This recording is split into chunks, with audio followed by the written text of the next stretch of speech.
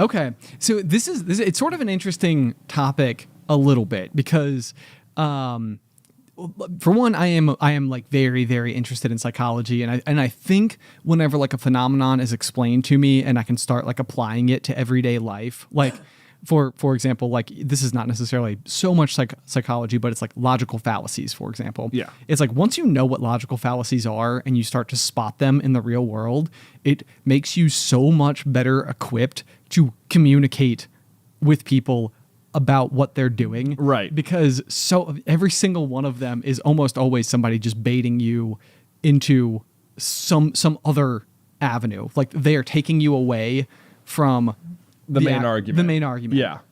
Whether it's trying to get you like emotionally charged up or just literally redirecting the conversation into a different place, like and taking this point and attempting to argue a different point entirely. Right. Like I'm losing this one. So what about this time when you were wrong? Exactly. Yeah. Whataboutisms. Yeah.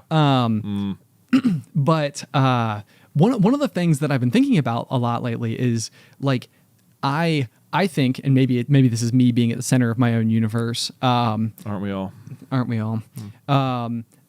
But where was I going with this though? Oh, so yes, I like the psychology behind things, and I think that like it seems like the idea of going to therapy and maybe speaking with somebody or better recognizing like the various traumas in your life and how they may have impacted you. I think that there's this like we've talked about, like the Marie Kondo, like does something spark joy? Yep. And I think some of that conversation has been brought to relationships as well. So it's not necessarily just a way to declutter your home and kind of like remove distractions, but I feel like there's a lot of like, is this person contributing in a positive way to my life? And I feel like a lot of that has brought up this buzzword of toxic people. Ooh, toxic, I feel like I bet if you do a Google search for like its popularity over time, it would be pretty low. There'd be a giant spike when Britney Spears had that album. Then it would drop again. And then in the last few years, it would have like skyrocketed back up. Yes, it feels like the word toxic gets thrown around quite a lot. It does. And it's I think at one point it was the appropriate word that was a specific description. Uh-huh. And my guess is that it has been overused to the point now where it has lost a lot of its meaning. And it's hard to know what someone means by the word toxic. Exactly. And because it's, I think that personally in the, this year, I sort of had this like upheaval where there was like a toxic person in my own life that I finally did basically like cut free. Mm-hmm. And the further that I've gotten from it, the more I have felt very, very, very, very, very positive that it was the right choice for me to do. Like it's been very reassuring, like of like a weight kind of came off of me. I have like genuinely felt better on like a daily basis. But I had like a weird, almost like trauma response where something, it wasn't even the person themselves. It was somebody else on social media just posted something that literally reminded me of the other person, and it like spiked my heart rate for a second. Right. And it was sort of this thing where I was like, oh my gosh, like I just got brought right back. Like, and it was so telling because it was like, I haven't felt this way for a while now. Right. And it was like, oh, it came back all at once. And then fortunately I was able to like push it back down. Yeah. But the other thing that I will say about this, that is this, in my mind, this was removing a toxic person from my life, but I've also thought about it a lot, and I don't think of this person in a negative light. You know, like I don't think that they are like a bad person.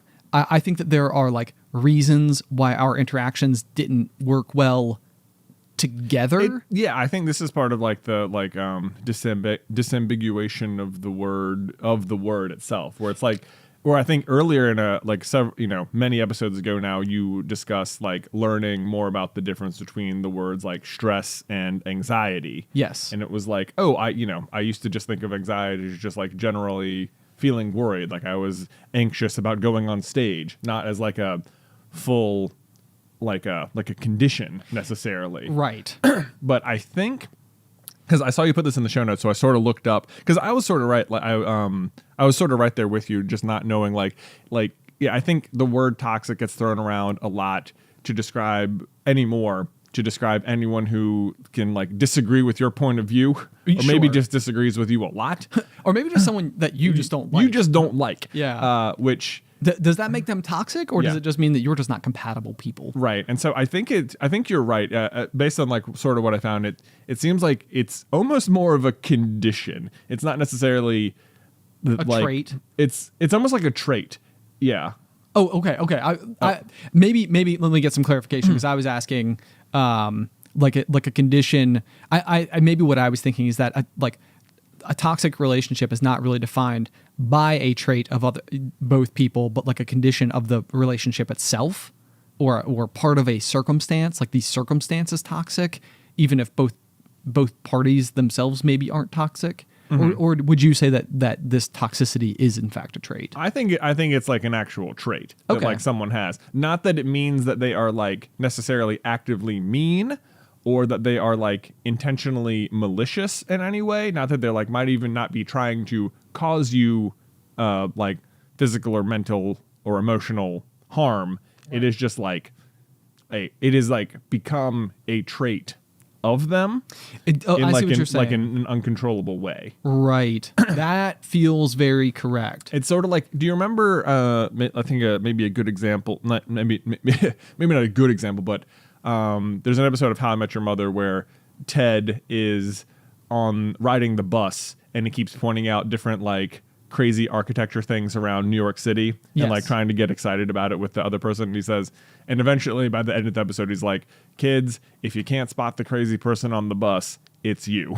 Sure. And it's just like, it's this like, if you're like, it's like those people who say, I don't like drama, but somehow, no matter where that person goes, they're always the center of drama. And it's like, dude, you're the cause. You're the common denominator here. Right. Basically, that's someone who's saying, I don't like how upset people get at me constantly doing things that will make people upset. Right. It's like, I've made a whole bunch of decisions that merit somebody getting upset, but I'm tired of people getting upset. So right. I don't like drama. It's like, like maybe you don't like the drama, but like it's the failure to recognize your role in it. Yeah.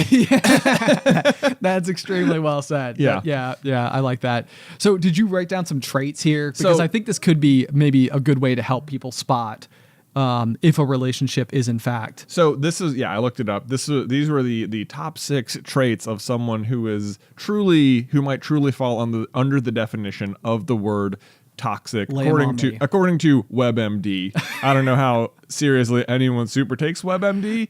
I honestly don't know. I would say it's like my most trusted medical website, but also I don't trust that like if you put in the symptoms, I don't trust what it gives back. It feels like the real thing is WebMD is not very good at identifying the common cold, maybe the flu, food poisoning. Like right. It's like chances are the ailment you have is not what WebMD is going to tell you. I think this is a solid resource because it's more like looking up traits of a certain thing rather than it's not a good tool for diagnosing yourself. What it comes down to. You are not a doctor. Right. Yeah. It is not. That does not make, WebMD does not make you a doctor. Okay, so give me the traits. Anyway, number 1, warning signs to watch out for if you are dealing with a toxic person. Number 1, you feel like you're being manipulated into something you don't want to do. Number 2, you're constantly confused by the person's behavior. Number 3, you feel like you deserve an apology that never comes. Number 4, you always have to defend yourself to this person. Number 5, you never fully feel comfortable around them. And number 6, you continually feel bad about yourself in their presence. My goodness gravy. Those are so spot on. Those are so okay. So they're so spot on. Holy cow! I think the tricky thing is sometimes wondering if you're I feel like I'm always trying to give people the benefit of the doubt at all times. Yeah. And so like my immediate response would probably be more to like turn it against myself. Like I keep having a negative scenario with this person, but I don't feel like, is it me? Like, am I doing something wrong? Yeah, and I can, speaking from my own personal experience, and this is where I feel like maybe if nothing else, the relationship was toxic, but it was the type of thing where I was doing the same thing. I was turning everything inward, and it was making me feel really, really, really, really badly about myself. Right. And it was kind of one of these things where in therapy, my person pointed out to me, and they were like, this comes up a lot. Yeah. Like, and it's like, is there a way to like not have this person in your life? Mm-hmm. And it was kind of like, oh, maybe. Mm-hmm. And then it was sort of like, once they were no longer a part of it, it was like, oh my gosh, like this redirect of the frustration that was being sparked, that so much of what I was redirecting into myself. Right. Yeah, exactly what you're saying. And Yeah. so it was making me attack myself because I was constantly in this state of like, something feels wrong. It's the one here, you feel like you deserve an apology that never comes. It's like the fact that there was never an instance where it felt like, hey, I'm sorry, like I made you feel that way or something. It was like, nope, you should feel the way that you were feeling. Right. There was never any like validation. There was never any validation for Right. it. And so what's kind of, I guess, interesting to me about this, and this was sort of like my note, is that I think that when it comes down to it, and as I was assessing the circumstances that I knew about the person, it was like, I did know that there were things that extended further back into their life, like their own individual, like, trauma moments or whatever. Right. That I knew were having an effect on who they were today. Right. And it's something where it's like, you can sort of like identify, you can understand, but I guess the note I have written down, let me see if I can spring off it this way. I think that there is an understandable reason why every single person is the way that they are. So it's like, if at any point in time you got to know the beginning of the story, mm-hmm. like what happened, because it's like, chances are, if this person is a certain way, if they feel a need to like bully someone else, it's probably because they felt bullied themselves, right, at some point in time. Their self-esteem has been plummeted somehow, but it's I don't tend to believe that like somebody is just maybe born with the low self-esteem. Does that make sense? Yeah. And I'm not like it's maybe nature versus nurture, I guess, a little bit of a conversation there. And this is where I'm not a psychologist. Like I don't know. Right. But I tend to think that like nobody is ever becoming someone who might be a negative presence in your life without something having happened.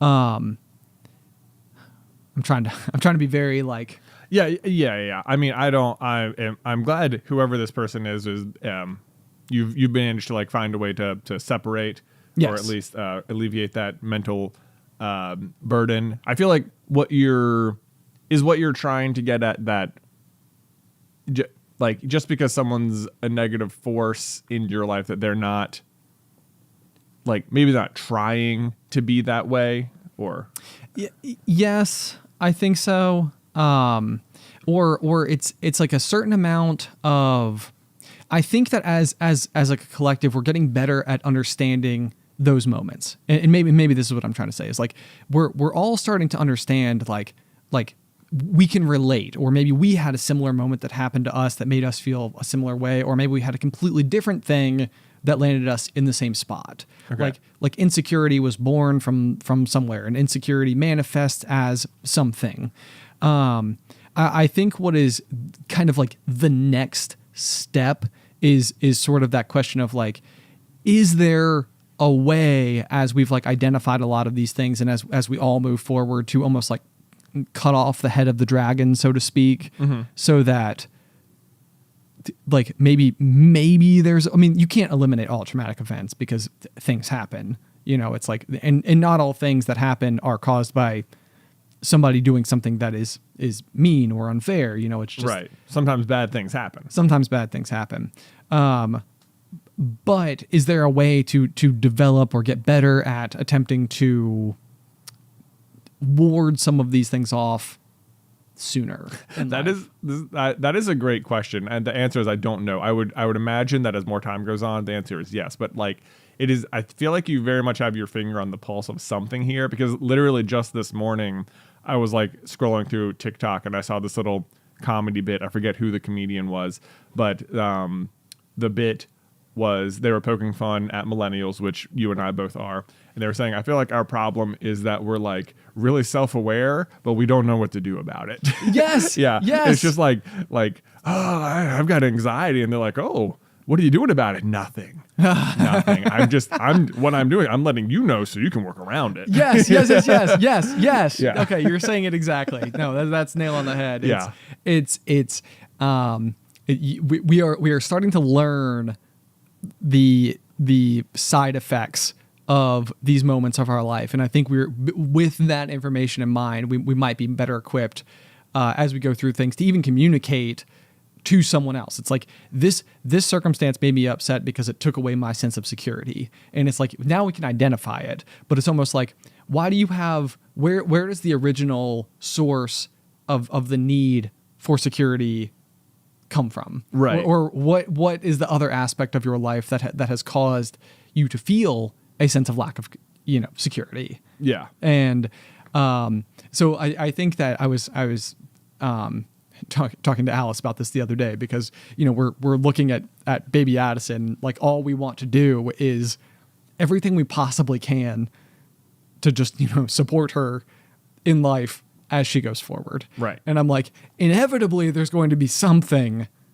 where she is impacted by having us as parents. It feels like the laws of inevitability are. There is no doubt that, of course, that's true. Right. Yeah. But like, there's no doubt that something like unfortunate will happen eventually that you'll have to overcome. Yes. With her. And there's also probably no doubt that at some point they are going to that she will make you mad in some way, and you'll have to deal with that. Sure. It's impossible to imagine now. I know it is. Yeah. It is. It's like, what could you possibly do that would make me mad? Right. I'll have to give that one a good think. Yeah. Yeah. Yeah.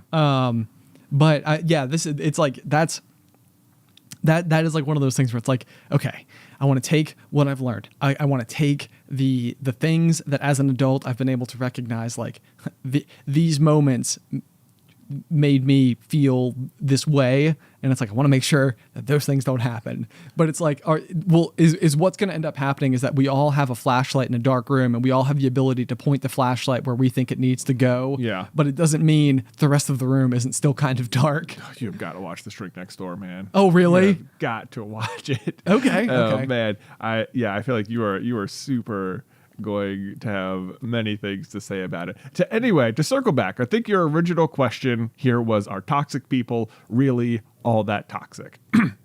And I feel like maybe what we've come around to here, based on what we've read and discussed, is that